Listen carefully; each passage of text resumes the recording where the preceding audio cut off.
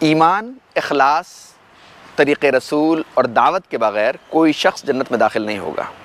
الحمدللہ آپ کے پاس ایمان ہے، اخلاص بھی ہے، طریق رسول کی بھی کوشش کریں، اور جو دین آپ تک پہنچا ہے لوگوں کے معاملات کو درست کرنے کے لیے، لوگوں کے عقائد درست کرنے کے لیے، اس کی بھی ذمہ داری اٹھائیں۔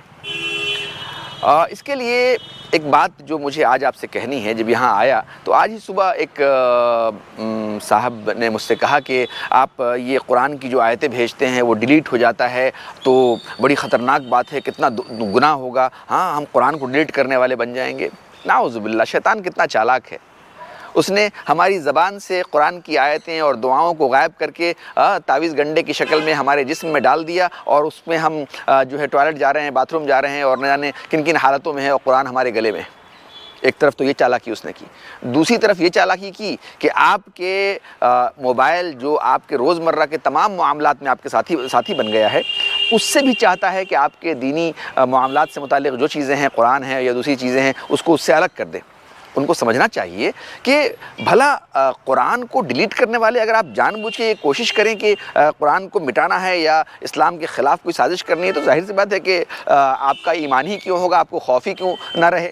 ہاں، آپ کو ڈرنا بھی چاہیے، لیکن اکثر لوگ ڈرتے نہیں، چونکہ ان کو شعور ہی نہیں ہوتا کہ وہ کیا کہہ رہے ہیں۔ لیکن اللہ کے دین کو دوسرے تک پہنچانا مختلف ذرائع سے، یہ ہماری دینی ذمہ داری ہے، مذہبی فریضہ ہے۔ بلغوا انی ولو آیا، ایک بات جانتے ہو دوسرے تک پہنچاؤ۔ قرآن میں جگہ جگہ قل هو اللہ احد، قل اعوذ بالناس، جاؤ کہہ دو، قل کا لفظ بار بار استعمال ہوا ہے۔ تو افلا یدبرون القرآن، غور نہیں کرتے قرآن پر؟ افلا یعقلون، کہ تمہارے پاس عقل نہیں ہے؟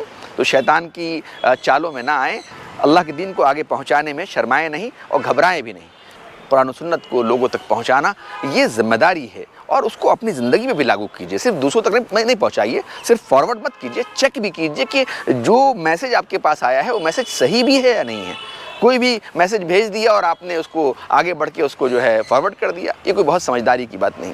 تو اس قدیم مسجد سے ایک دماغ کے اندر جو شیطان کا بویا ہوا کہیے کہ ایک برائی کا پودا ہے، اس کو مٹانے کی یہ کوشش ہے۔ امید ہے کہ آپ میری بات سمجھیں گے اور قرآن سنت کو پھیلانے کا سبب بنیں گے انشاءاللہ۔